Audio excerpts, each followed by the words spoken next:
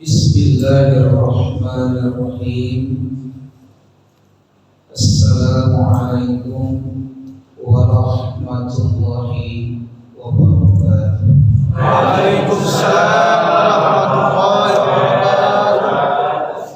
Alhamdulillahilladzi hadana li hadza wa ma kunna linahtadiya laula an hadana Allah.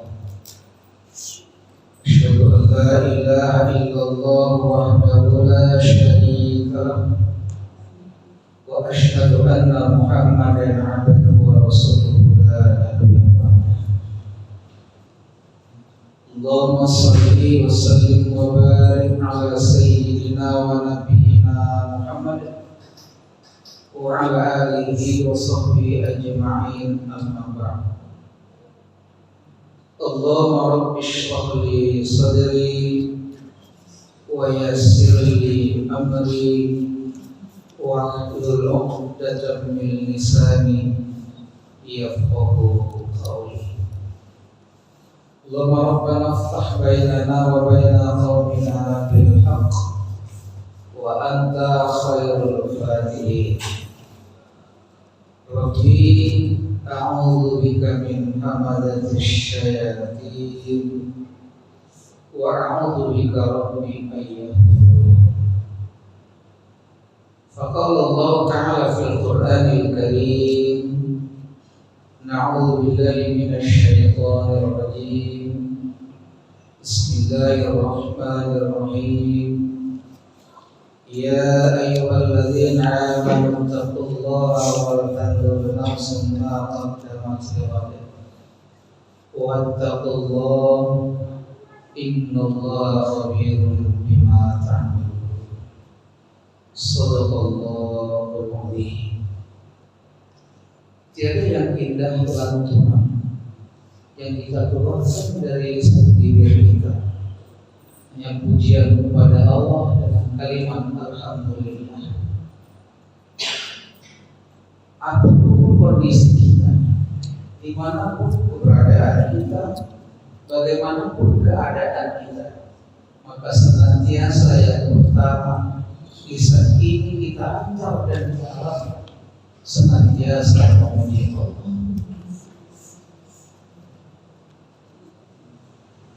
Kenapa? Karena tatkala kita memuji Allah, sadar kita tak layak untuk dipuji. Tatkala kita memuji Allah, pada saat itu hakikat kita, maka kita tidak layak untuk memuji Allah. Tatkala pujian itu diantarkan kepada Allah dan pujian mengatakan kepada seseorang, akhirnya dia dudukkan kesamaan yang dia puji antara Allah dan makhluk tersebut.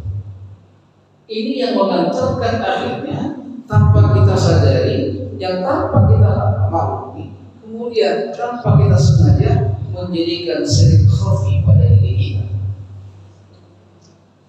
Nah, kalau ada sampai hari ini juga Bapak Ibu, orang yang ingin dipuji dengan apapun kerja yang dia lakukan, dengan apapun keberadaannya, maka pada saat itu dia mendudukkan dirinya hampir sama dan bersamaan dengan Allah.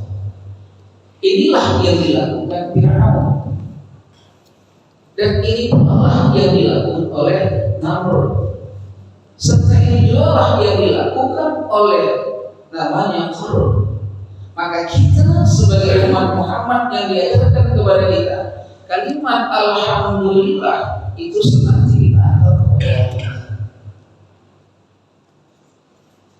Makanya Bapak Ibu yang dirahmati Allah, terkadang orang memuji kita ada terneksir dalam qalbu kita. Ini yang mungkin kita bahaya. Dan kalau Bapak memakai, kalau tidak apa ada di sini. Ini mulai Pak. Kalaupun akan mengatakan situ mengantarkan kepada kita yang akibatnya pada saat itu apa yang kita lakukan yang awalnya ikhlas karena Allah tapi akhirnya jatuh kena pujian Allah. Makanya hari ini Pak, akibatnya banyak kita di antara kita tanpa kita sadari kita jadi bukan alhamdulillah tapi alhamdulillah. yang dirahmati Allah. Ya. Makanya jangan dirahmati Allah musibah. Apapun kondisi kita, ujian kepada Allah, baik dalam senang, baik dalam duka, baik dalam kondisi apapun, maka ujian ini yang pertama kali kita antar kepada Allah. Namun tekan, Bapak Ibu, mengantarkan ujian ini Pak, ada terbaliknya. Tatkala kita mendapatkan rezeki, contoh Ibu dapat gaji tiap bulan dari Bapak, pasti pertama alhamdulillah itu. Alhamdulillah. Itu sudah kebiasaan dan dia bersyukur. Kalimat la in syakartum la azidannakum wa la in kafartum min adzabil syadid, kita kan seperti itu. Tapi coba kita lihat contoh Abu Bakar Siddiq. Tatkala dia dibayar menjadi khalifah, yang pertama kali terucap dari bibirnya bukan alhamdulillah. Betul kok? Tatkala Abu Bakar As-Siddiq dibaiat menjadi presiden, yang pertama keluar dari bibirnya inna lillahi wa inna ilaihi raji'un. Padahal itu kan nikmat. Dapat jabatan sebagai seorang presiden itu kan nikmat. Itu kan kesenangan. Itu kan kebahagiaan. Maka diangkat di dalam surah Al-Anbiya ayat 35 ini yang mengantarkan tanpa kita sadari. Kullu nafsin dha'iqatul maut. Wa lanabluukum bisyarri wal khairi fitnah. Setiap yang bernyawa itu pasti mati. Namun tak kala sebelum datang kematian, kamu hantarkan pada kehidupan. Dalam kehidupan ini, kamu akan diantarkan dengan namanya ujian. Ujian itu dua kata Allah. Yang pertama keburukan, kejelekan, musibah, bencana. Yang kedua kata Allah khair. Namun berapa banyak kita kebaikan ini tanpa kita sadari, wah itu merupakan ujian. Maka bisyarri wal khairi fitnah. Nah kalau begitu bagaimana? Tatkala kita mendapatkan musibah, awal kita adakan.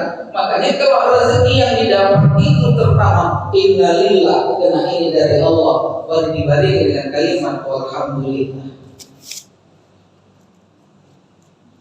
Tapi tatkala kita mengeluarkan rezeki itu, pertama dikeluarkan adalah alhamdulillah wa innalillah. Ya Allah, segala puji bagimu, terima kasih kepadamu. Hari ini rezeki yang kau berikan kepadaku mampu kau antarkan kepada kebaikan sesuai dengan jalan dan hidup. Tapi yang dirahmati Allah, maka ujian ini mengantarkan kita menjadi orang yang takwa. Oleh karena itu, jangan salah kita menguji. Selanjutnya Ibu, sebelum kita lanjut, mari kita berselawat dengan ucapan Allahumma sholli ala sayyidina Muhammad. Sembari kita hadiahkan kepada junjungan Nabi Muhammad sallallahu alaihi wasallam bahwa syafaatnya senantiasa kita harapkan, terutama tatkala yaumul hisab wa yaumul mizan, yaumul mahsyar. Karena kalau kita lihat dalam surah Amma ayat itu, pada saat itu manusia lagi sudah saling tidak peduli. Bukan seorang suami tidak sayang dengan istrinya, bukan istri tidak peduli dengan suami, bukan ibu yang tidak menyayangi anaknya, bukan anak tidak berbakti kepada orang tuanya. Tapi pada saat itu disibukkan dengan kondisi akan mempertanggungjawabkan apa yang kita lakukan di atas bumi. Maka salah satu di antaranya pada saat itu yang terbesar syafaat yang diharapkan adalah syafaat Rasulullah SAW. Namun kita mengharap syafaat Rasul, tapi malas sekali berhubungan dengan Rasul. Kita berharap syafaat Rasul, kita harapkan semoga syafaat Rasul diberikan kepada kita, tapi kita melihat kepada Rasul. Karena kata Rasulullah SAW, sebakhil-bakhil umatku, artinya sepaling pahit yang paling pelit. Kalau kita tahu di atas dunia siapa yang paling pelit, umat belum pelit kata Rasul. Tapi induk kepelitan dan kebakhilan itu kata Rasul, apa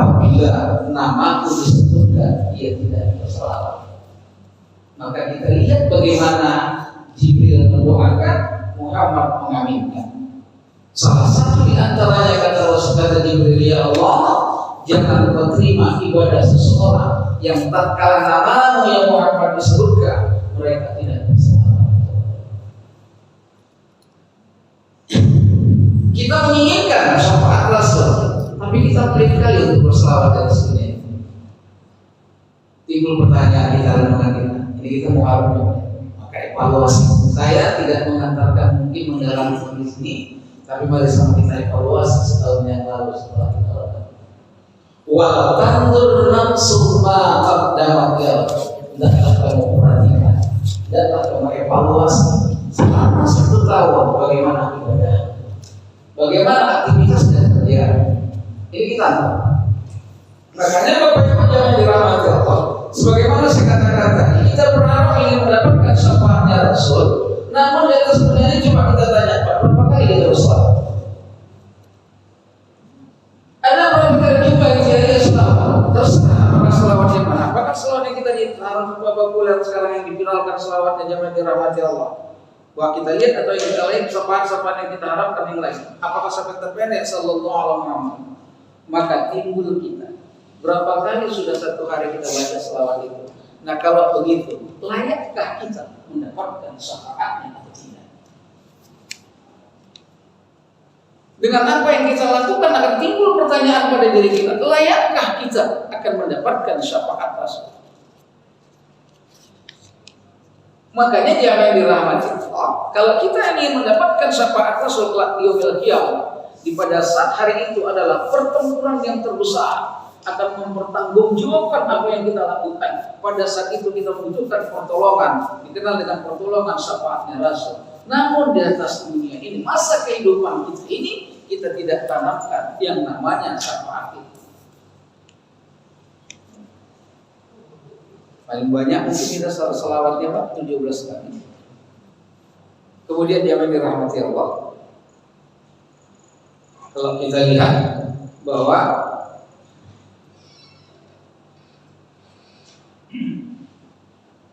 marah gitu.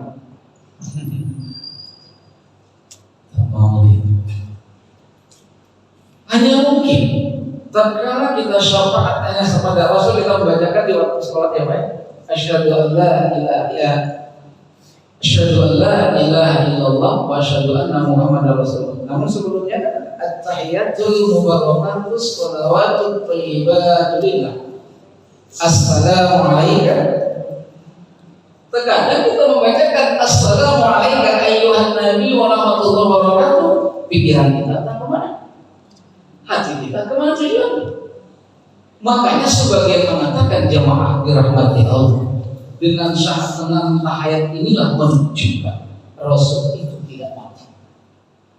Assalamu alaikum ayyuhan nabi wa rahmatullahi wa barakatuh. Dengan kalimat alaika kepada engkau. Kalimat kepada engkau berarti berhadapan dengan orangnya. Gitu ya. Yang dirahmati Allah, mudah-mudahan syafaatnya dia berikan kepada kita. Dia bahas itu. Kita bahas hari ini sebagaimana yang dibacakan oleh kita. Ada 2 hal yang akan saya sampaikan pada pagi hari ini mengantar dari apa yang dibacakan oleh kita. Yang pertama, bahwa Al-Quran mengatakan ada 12 bulan. Tadi dibacakan bersama dengan 4 bulan diantaranya. Kemudian diantarkan oleh Rasulullah SAW yang diriwayatkan oleh Bukhari yaitu 4 bulan adalah bulan yang mulia kata Rasul. 3 yang berurut saling terpisah. Apa yang berurut? Dzulqa'dah, Dzulhijjah, Muharram. Kemudian yang satu antara bainana Sya'ban, Ramadan, apa itu? Rajab. Nah di dalam bulan ini adalah merupakan yang namanya jamaah dirahmati Allah. Banyak amal ibadah yang sangat mulia di dalamnya.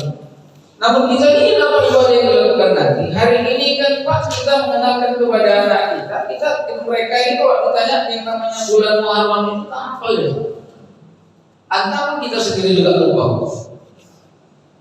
Januari itu bulannya bulan 1 di bulan 1 bulan apa namanya? Bulan kedua, bulan ketiga, bulan kedua Syawal, bulan ketiga, ya. Tapi tatkala kita melaporkan yang kita maafkan kepada anak kita, bulan yang terlarang adalah bulan Masehi. Jadi pada dasarnya umat Islam itu Pak, orang yang paling hebat. 2 tahun sama dia tanggal, tahun Muharram dan tahun Masehi.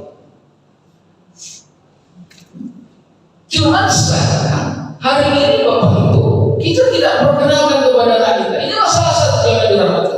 Mohon maaf saya menjelekkan bukan propaganda Bapak Ibu.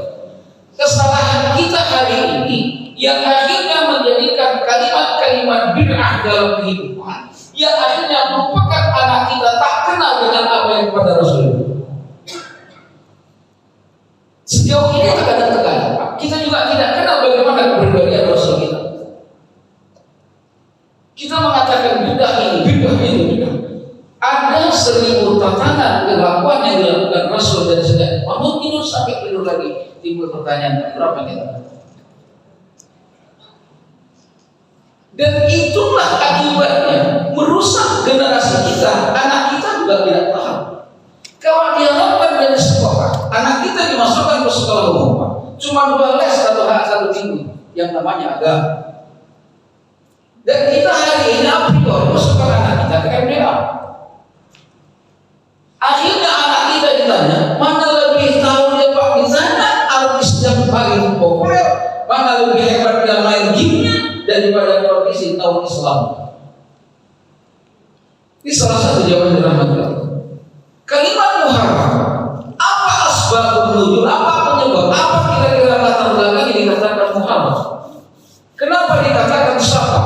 Kenapa dikatakan Dzulhijjah? Kenapa dikatakan Jumadil Awal? Kenapa dikatakan Rabiul Awal? Kenapa dikatakan Rabiul Ula dan sebagainya? Ini kan punya makna di dalam Pak, sesuai dengan tahun Masehi. Januari itu adalah nama dewa orang Yahudi. Januari dijadikan kalimat Januari. Coba lihat, itu di apa? Maka kalimat Masehi 1 bulan Januari sampai Desember itu sebagian adalah nama-nama dewa orang-orang Yahudi masa Yunani. Dan itulah yang dikenalkan kepada anak kita hari ini. Bahkan kita juga yang kita kenal hari ini. Sementara kenapa dikatakan Muharram kita tidak tahu? Kenapa kalimat dikatakan Syawal tidak tahu? Kenapa dikatakan Rabiul Awal, Rabiul Akhir, Jumadil Awal, Jumadil Akhir? Kita juga tidak tahu. Kenapa dikatakan akhirnya Rajab, Syaban dan seterusnya? Kita juga tidak paham dan tidak kita perkenalkan kepada anak kita. Dan inilah yang mengantarkan akhirnya mereka mudah dipropaganda dalam kehidupan ini. Makanya jangan dirahmati Allah. Bukan saya katakan tadi, bukan kita termakan. Ini kelemahan kita Pak. Kenapa kelemahan kita?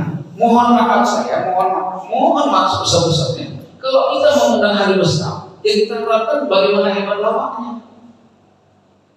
Coba lihat, kita mengadakan Maulid Nabi, tapi apa yang disampaikan itu tidak sesuai dengan Nabawiyah, sirah Nabawiyah.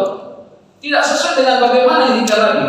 Salah satu contoh yang dirahmati Allah, kalau saya ketemu tatkala diadakan Maulid yang membahas tentang Pak masalah tasawuf, ulang satu-satu jamaahnya, 3 menonton Ustaz kursi yang ada.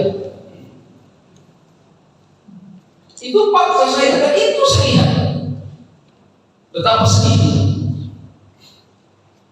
Bahkan sampai hari ini tanpa kita sadari terkadang Pak, kalau kita mengadakan Maulid, Mi'raj dan artinya, bahkan di dalam masjid pun kita sudah tidak tahu mengadakan ketawa sebagaimana ketawa penambah.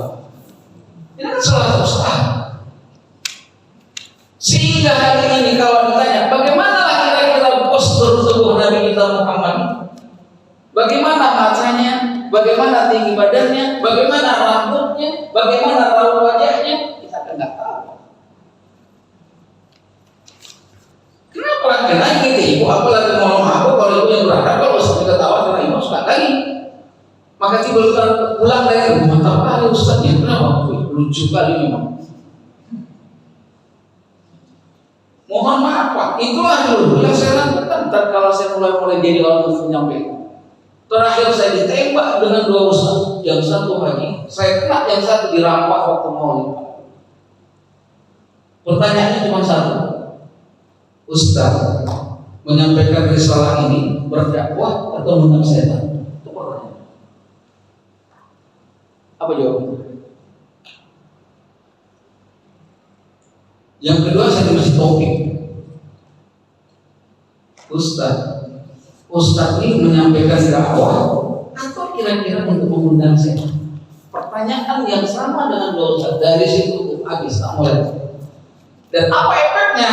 Sejak dari situ kita tidak dikenal orang lain. Kenapa? Karena kalau mereka ustaz bisa mulai, saya tidak bisa menolak. Ustaz kalau begitu, mohon maaf.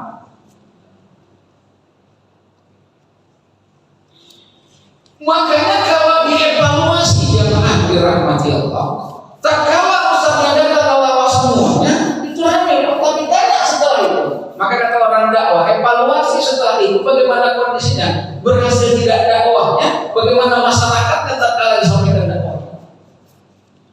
Di jamaah dirahmati Allah. Dan hari ini itu seperti itu. Makanya anak kita kabur dengan kondisi ini. Tiap tahun kita memperingati, mungkin di antaranya adalah Muharram. Tapi anak kita tidak berpesan. Apa itu Muharram? Kenapa bulan itu dikatakan bulan Syawal? Sementara di dalam masjid kita tahu jamaah dirahmati Allah, dikatakan Januari itu adalah merupakan bulan Tuhan. Februari ini Pento, itu juga nama dewa orang Yahudi. Yang itulah akhirnya membekas menanam di otak anak kita. Sementara apa itu Muharram dia tak tahu. Juga sama kita, dia katakan gembira Muharram, bina Rasul tidak pernah lakukan, hancur.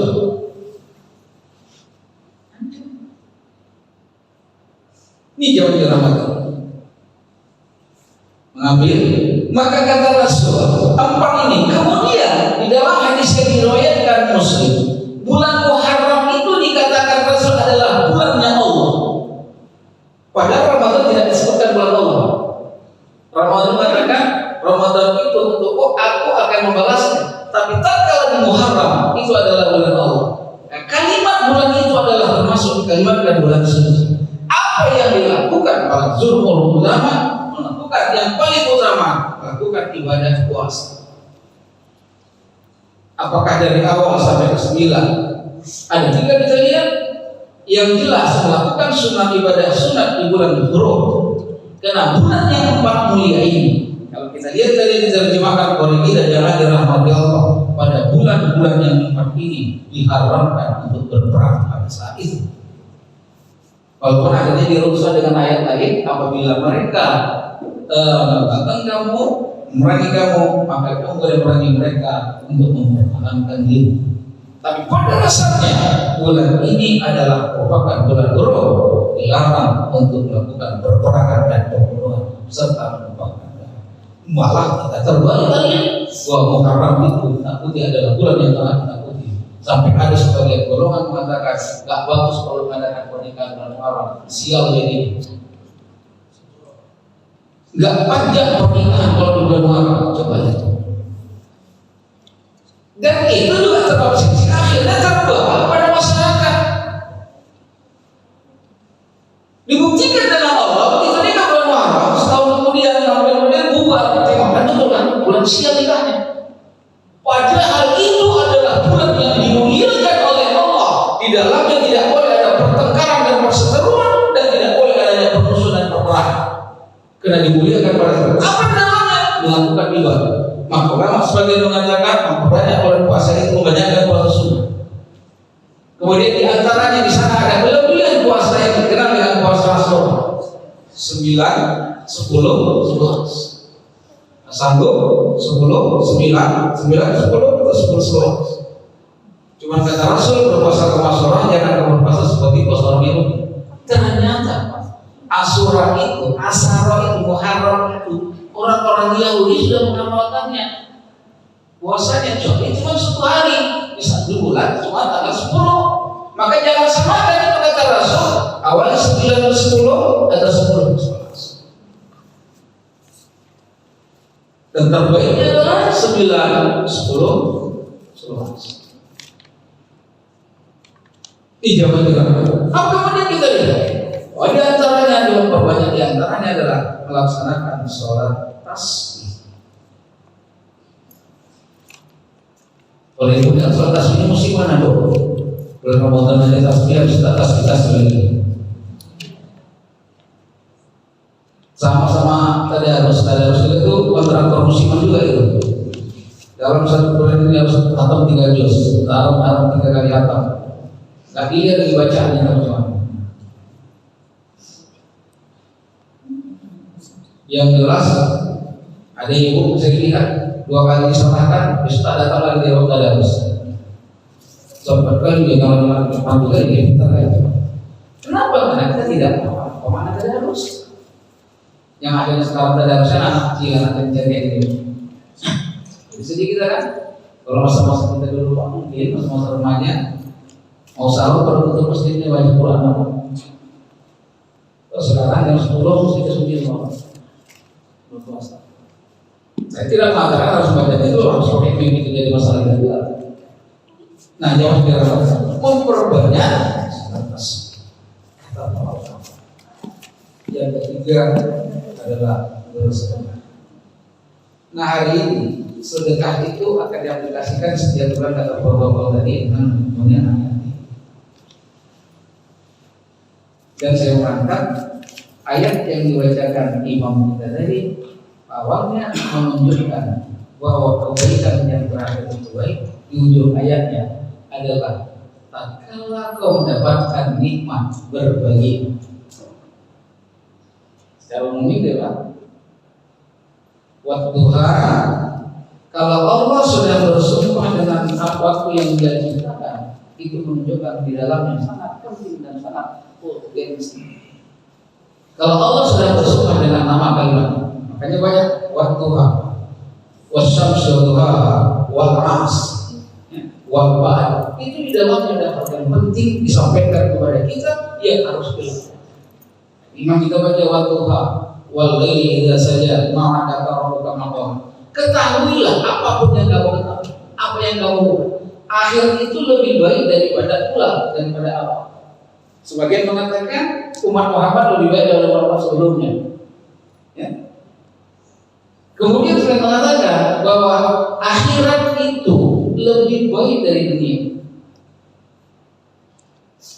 Apa sebabnya? Dan akhirat itu adalah tempat yang akan hakiki. Disampaikan dengan soal sabis marobikal lah. Jadi tidak, wal akhir itu ya kekal di dalamnya. Maka tatkala sebagaimana saya ayat tadi, hidup ini melakukan kegiatan.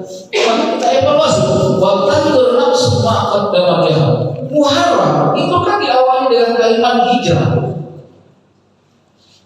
Perpindahan, pindahnya dari satu tempat ke tempat yang lain itu dengan kondisi hijrah. Memindahkan yang satu ke tempat yang lain hijrah. Maka hari ini kita evaluasi. Setelah 1444 meninggalkan kita, masuk 1445, kita evaluasi selama 1 tahun itu apalah kira-kira ibadah yang kita lakukan. Ketahuilah, masa yang meninggalkan kita Bapak Ibu itu juga akan jadi saksi kita nanti di akhirat menghadap di hadapan Allah. Boleh Qurannya. Dalam surah Yasin yang jadi saksi adalah bisa lidah kamu kata Allah kami lakukan maka akan berbicara tangan dan bisa. Yang kedua yang akan jadi saksi nanti kita lihat jemaah dirahmati Allah. Hari ini ibu dari rumah melangkah dari rumah menuju masjid ini, di mana pijakan telapak kaki, di situ ada catatan di lauh mahfuz yang tidak akan hilang. Itu akan ditunjukkan nanti kemudian dia. Makanya orang yang lebih banyak berjalan ke masjid lebih banyak dia dapatkan padilah. Oleh sebab itulah mungkin kalau Bapak Ibu pahami ada ustaz-ustaz yang menurut kalau sholat sunat itu pindah-pindah tempatnya. Betul kan Bu? Sholat sunat rawatibnya minggat pindah awal qabla zuhur misalnya di sini, kemudian zuhurnya pindah, qabla ba'da zuhurnya pindah. Kenapa? Karena itu semua akan tercatat apa yang dilakukan bijaksana. Maka timbul kita Pak hari ini, mohon maaf Bapak Ibu jangan dirahmati Allah. Masjid yang ini besar ini kira-kira sudah berapa lama separuh ini tadi yang tamat pagi kita tidak beribadah. Itu kan berapa langkah apa yang kita lakukan? Iya dirahmati. Yang itu akan menjadi ya Allah di atas dunia, di atas umatku kata bumi, di atas negerinya. Dia berdiri menghadap kepadamu, bertasbih dan sholat kepadamu. Aku jadi saksi. Itu malah kembali terkadang Pak Ibu. Bukan itu yang kita berbanyak di dalam masjid, berantemnya lebih banyak. Akhirnya sponsor yang lebih banyak di dalam masjid kita. Makanya jangan dirahmati Allah. Kita berdoa. Inilah salah satu kita melakukan. Jangankan mungkin sekian banyak masjid Pak yang di daerah kita datangi. Jujur saya katakan, dari berapa meter ke berapa meter lebarnya, kemudian panjangnya, sudahkah semuanya kita letakkan telapak kaki kita untuk sujud dan bermohon sholat kepada Allah.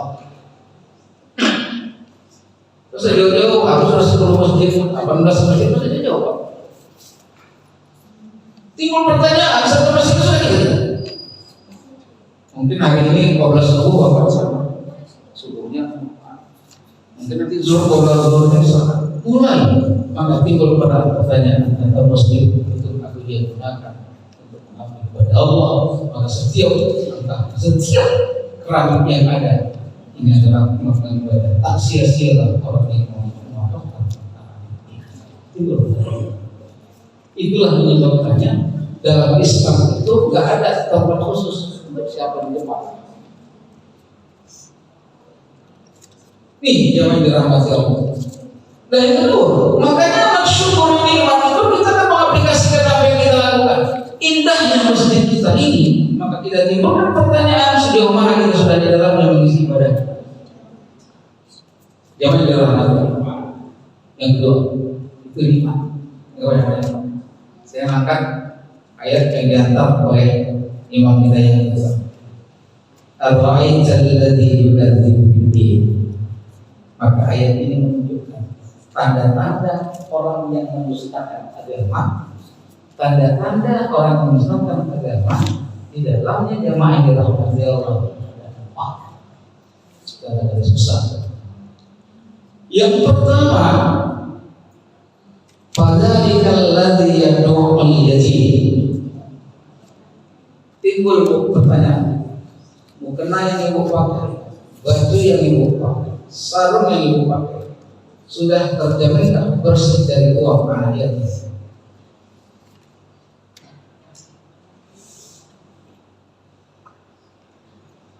Jangankan sampai puluhan ribu dan ratusan ribu, 1.000 rupiah ada uang anak yatim membeli baju yang ibu pakai, maka ibadahnya tak diterima.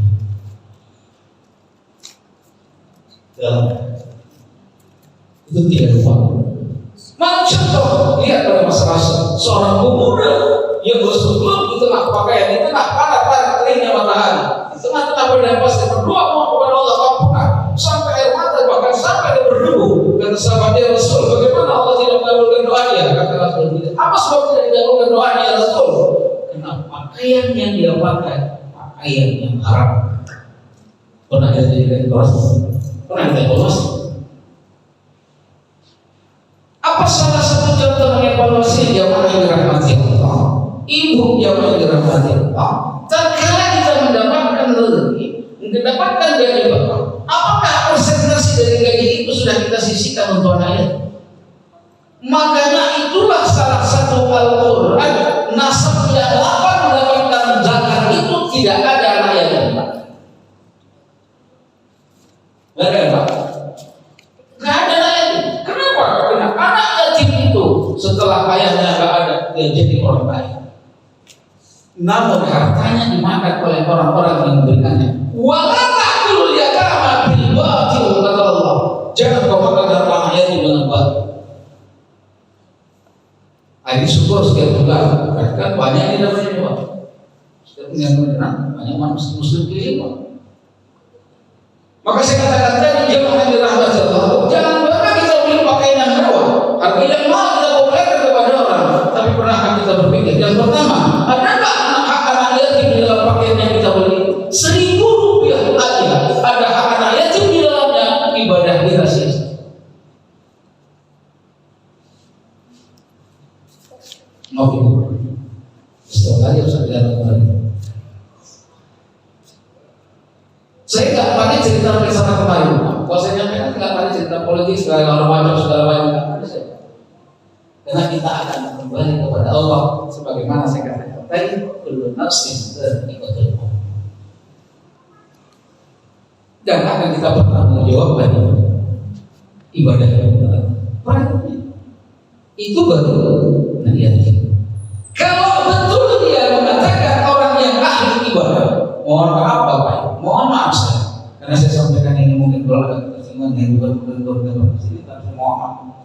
Kita ahli ibadah, puasa Senin Kamis kita tidak tinggal, kemudian lakukan ibadah kita, tahajud kita tidak tinggal, kemudian kita ya sholat rawatib kita tidak tinggal, ahli kita dengan baik, tapi kita tidak pernah peduli kepada anak yatim. Azza al-Azizul Yatim, inilah yang dikatakan orang Ar-Ra'aital ladzi yukadzibu biddin.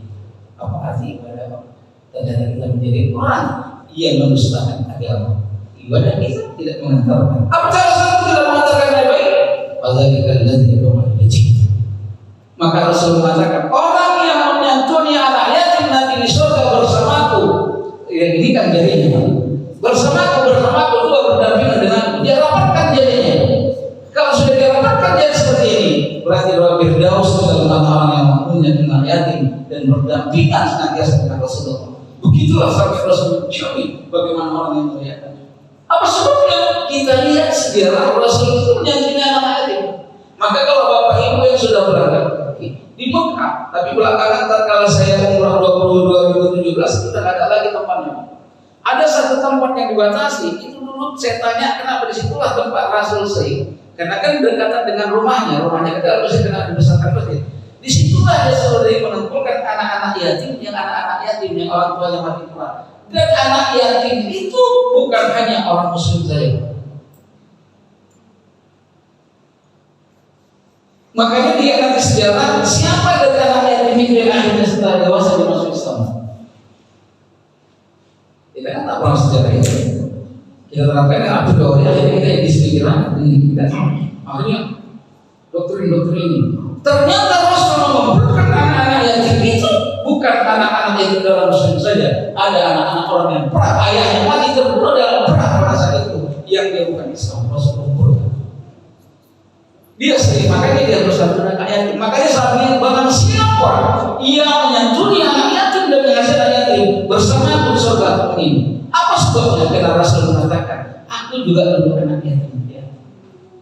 Awalnya aku anak yatim, anak kenal siapa ayahku, kemudian anak yatim piatu. Maka menyayangilah kepada. Maka untuk mengambil ridho Allah pada dasarnya, di antara salah satu tidak suatu santuni anak yatim. Ini terkadang kita hari pulang lagi. Memang aku tidak punya yang pandai buat ini. Dan yatim ini ada di kerabat kita, ada di keluarga kita. Betul disantuni. Kalau inilah sama kita sadari, tidak ada anak yatim yang putus sekolah. Betul Pak? Saya katakan tadi, makanya di dalam nasab yang lapang, yang dapat menerima zakat dan zakat fitrah pun tidak ada di dalamnya anak yatim. Nah kita evaluasi kenapa? Ternyata anak yatim itu kaya, tapi tidak dia hanya. Bagaimana solusi kayanya? Yang main dirahmati Allah mungkin lingkungan masjid ini ada berjumlah besar 300 keluarga, satu bulan satu orang 20.000. Satu keluarga membersihkan tanah yang 20.000. Tak kala kalau dia sampai 300 sama berapa? 6 juta. Di mana yang kami sentak bisa sekolah? Ini terkadang mohon maaf. Bahkan kali kita nanya setiap tahun. Punya tenaga tim kalau mengupas hariannya makan hariannya, biaya sekolah hariannya bagaimana? Ini jangan dirahmatkan. Yang kedua, wadzalika alladzi yud'ul yatim wa la yahuddu 'ala ta'amil miskin. Makanya dalam ta'am miskin ada dalam kategori zakat fitrah dan zakat mal. Cuman hari ini berat tuh, karena kita mengambil masa mola. Kalau kita antar dari hadis, orang yang berhak mendapatkan zakat fitrah itu cuma fakir miskin. Akhirnya dibuat menjadi 8, diambil dari batu zakat mal. Akhirnya ambil dapat, terkadang tidak ambil zakat fitrah, lebih bisa dapatnya daripada orang fakir miskin. Coba lihat ini. Hadis itu menunjukkan zakat fitrah itu untuk orang fakir miskin. Jangan sampai ada yang menangis di hari lebaran itu. Kita bagi semua. Yang dulu sakit saya pertanyaan Pak, janda dapat santunan zakat fitrah. Saya bilang nggak ada dalilnya janda dapat santunan zakat fitrah. Kalau menunjukkan jandanya yang mendapatkan dapat zakat fitrah, kalau menunjukkan jandanya yang mendapatkan zakat mal, nggak ada dalilnya. Tapi tak kala dia kategorinya dengan kemiskinannya, karena itu yang ada dalam Quran tentang nasab dan itu yang ada dalam hadis Rasul untuk zakat fitrah. Kita evaluasi, tapi berantem hari ini gara-gara itu. Saya ketemu dengan itu, tapi gara-gara itu, saya bilang tidak ada ini. Dan karena udah tradisi Ustaz, bulan ini kita sudah sampaikan. Nah, yang ketiga, apa yang menjadikan orang ini dikatakan Allah Azza juga lebih? Kita harus saling mengenalnya. Fawailul lil musallin. Ini banyak bahasa. Makanya di antara ahli fuqaha, di antara buah mengatakan ayat ini tidak dipisahkan dengan ayat berikutnya, walaupun kalimatnya sudah ada waktu. Makanya tatkala menunjukkan itu tidak ada fawailul lil musallin, orang yang lalai dalam sholat. Lalai dalam sholat ini Pak, bahasanya ada berapa bahasa? Pertama, lalai dalam sholat bukan Allah yang dia ingat. Yang kedua, lalai dalam waktu.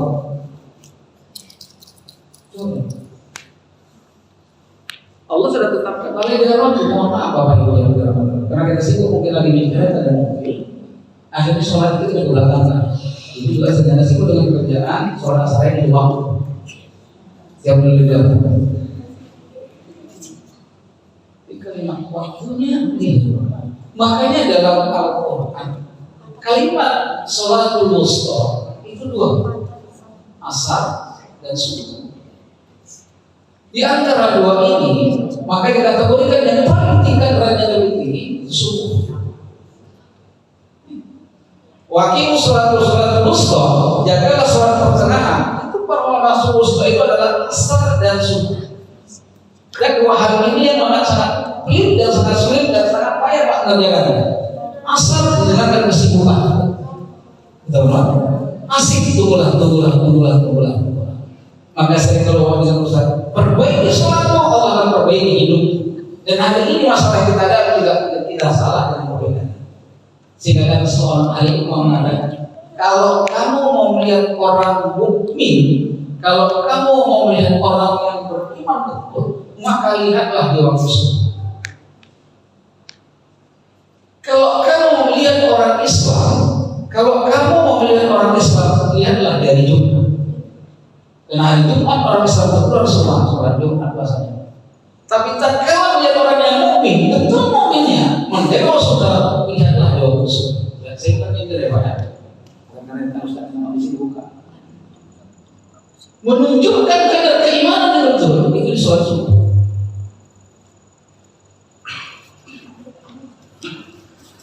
Ya. Makanya sampai Rasulullah SAW katakan bahwa orang yang tatkala ke rumahnya itu sholat masjid, dia sholat di rumah, afdolnya tidak sama dengan di masjid. Sampai mengatakan di antaranya orang yang paling ekstrim mengatakan sholatnya di rumahnya dengan masjid. Dan sampai sekolah mengatakan kalau dia memang dia tadi sebelum Jumat, walaupun sudah terlambat dan tidak apa, sholatnya tidak di masjid. Itu yang ketiga, yang keempat, ujung ayat. Fawailul lil musallina dan musallin sahun alladzina hum yura'una wa yamna'unal ma'un, yang sibuk dengan menghitung dan berhutang hartanya sehingga dia lupa kewajiban. Bapak Ibu yang dirahmati Allah, ini adalah isi hikmah Muharram kali ini. Saya tidak bahas Muharram tadi, saya tidak bahas bagaimana yang lain bagi Muharram itu. Saya tidak tahu Pak, mungkin tahu. Maka ini saya menyampaikan kita mengevaluasi bagaimana 1444 Hijriah dan apa program peningkatan tatkala kita masuk 1444 Hijriah. Kalau kita hari ini lebih baik dari hari kemarin, maka jadi orang beruntung. Tapi kalau tahun ini sama aja dengan tahun kemarin, kita beruntung. Bahkan sebaliknya, kalau tahun ini kita lebih jelek dari tahun yang lalu, berarti tahun ini beruntung. Bapak Ibu yang dirahmati Allah yang telah saya sampaikan, mudah-mudahan dapat kita bersama. Sampai sini kira-kira ini kita sharingkan, bahasanya kita aja Pak, kita aja ini. Namun sebelum itu kita tutup dengan doa. Kalau mau ditanya silakan, kita bertanya sama. Sampai kan anak-anak yang mulai. Yang benar dari Allah bersama kita mengamalkannya, yang salah dari saya mohon maaf kepada seluruh jemaah dan yang paling kita bersama mohon ampun kepada Allah Subhanahu wa taala.